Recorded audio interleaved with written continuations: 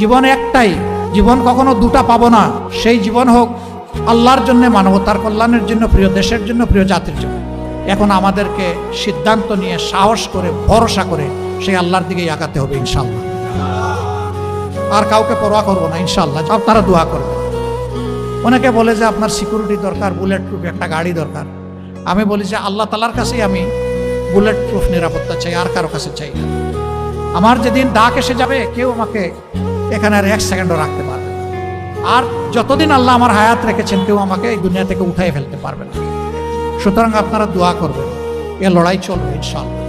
এ লড়াই আমরা বন্ধ করব না ইনশাআল্লাহ। এ পথে আমরা থামবো না ইনশাআল্লাহ। আমাদের সামনে হিমালয় পর্বত দাঁড়ায় গেলেও আল্লাহ তাআলার শক্তির সাহায্যে সেই হিমালয় পর্বত আপনাদেরকে, জাতিকে সাথে নিয়ে ইনশাআল্লাহ আমরা টপকাব।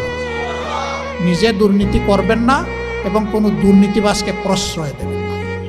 সমাজের সর্বক্ষেত্রে ন্যায় বিচার প্রতিষ্ঠা হবে, বিচার বিভাগ স্বাধীন হবে। কেউ বিচার বিভাগের উপর কোনো রাজনৈতিক হস্তক্ষেপ করতে পারবেন না। অপশাসনের বিরুদ্ধে, দুঃশাসনের বিরুদ্ধে, ফ্যাসিবাদের বিরুদ্ধে আমরা ঐক্যবদ্ধ। আল্লাহ তাআলা আমাদেরকে এই তৌফিক দান করুন। আসসালামু আলাইকুম ওয়া রাহমাতুল্লাহি ওয়া বারাকাতুহু।